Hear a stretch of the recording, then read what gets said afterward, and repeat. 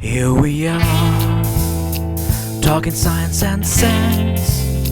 We get the funniest looks from folks who are a bit dense. Hey, hey, we're the monkeys, and people say we monkey around. But we're too busy learning to put anybody down. We learn where we go, and we teach it Tassie. too. No time to get bored. Passie-tassie. Oortjie kry wat ek hier kan sit. Ja, 'n passie-tassie. My passie. Okay, voordat jy in jou passie-tassie induik, of jou tassie-passie, ons sal nog agterkom of dit 'n passie-tassie of 'n tassie-passie is.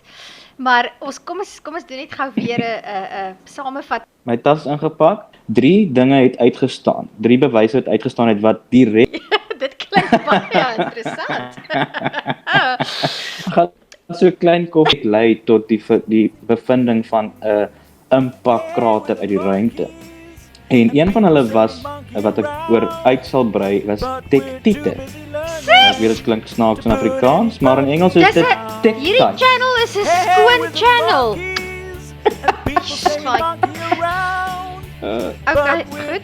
Tektites of in Afrikaans tektite. Afrikaans is In amazing. kort, Hoe gaan Google Captions daai een vertaal?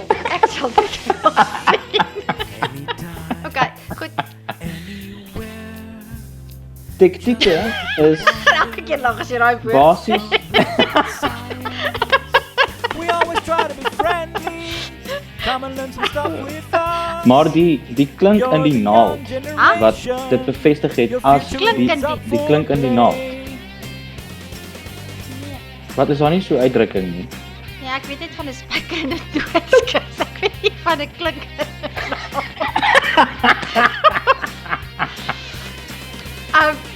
Ons sal daai nou opsoek. Ek dink daar's so iets soos 'n klink in die naald In die naald. wat jy net kap. Soos 'n mes, as jy 'n Ja, mes dis 'n maak, jy die klinknaald. naald wat die Klink 2 in die lemme aan naald. mekaar vashou. Ja. Die Wel, klinknaald. okay. Ja, Dit so klink die in elk laaste geval kap van die beter as 'n hamer. spyker en 'n doodskus.